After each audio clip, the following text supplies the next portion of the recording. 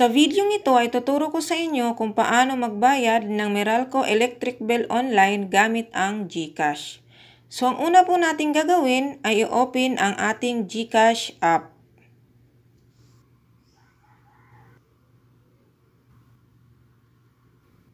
So nandito na po tayo sa GCash dashboard natin. Sunod, pindutin ang Bills. Then may lalabas na ganito. Sunod, pindutin ang Electric Utilities.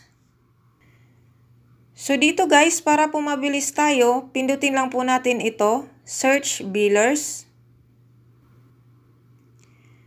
Then itatype po natin yung Meralco. So pag na-type na po natin yung Meralco, may lalabas po na ganyan. Sunod, pindutin lang po ito, Meralco. So ayan na siya guys, Meralco. Posting period within 24 hours. So ilalagay niyo po dito yung amount kung magkano po yung babayaran nyo. Din dito naman po sa customer account number, ilalagay niyo po dito yung 10-digit customer account number nyo. So ito po yung number na makikita sa harap ng electric bill nyo. So ito po yung example guys.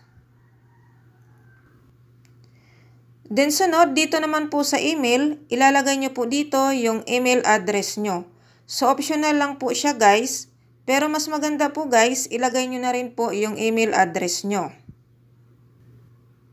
So i-double check nyo po guys maigi kung tama po yung nailagay nyo.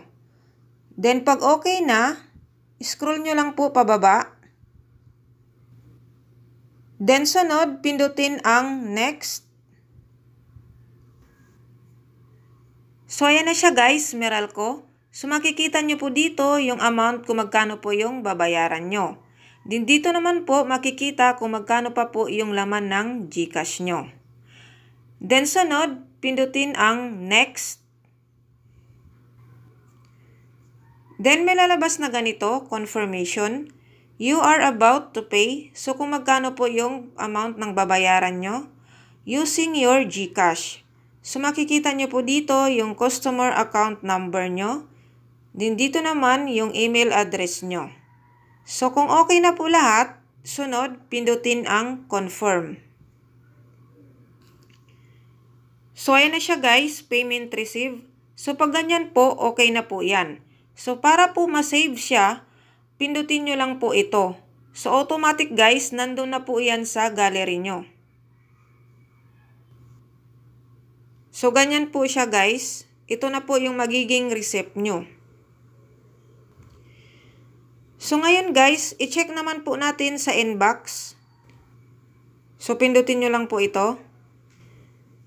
So ayan na siya guys. Your bills payment status. So open lang po natin. So ayan na siya guys. Your transaction to Meralco amounting to. So kung magkano po yung binayaran nyo. With fee, 0. So ibig sabihin po guys, wala po siyang charge. Has been processed and payment will be posted within 24 hours. So ito po yung reference number niya guys. So ngayon po, i-check naman po sa Gmail natin yung email ni GCash. So open na po natin yung Gmail natin. So ayan na siya guys, GCash bills payment. So GCash bills pay receipt, open na po natin. So ayan na siya guys. So screenshot nyo lang po ito guys para po may karagdagang proof kayo na ibig sabihin nakapagbayad na po kayo ng electric bill nyo sa GCash. So ganun lang po kadali guys kung paano magbayad ng Meralco electric bill online gamit ang GCash. So kung may katanungan po kayo, comment lang po kayo sa comment section.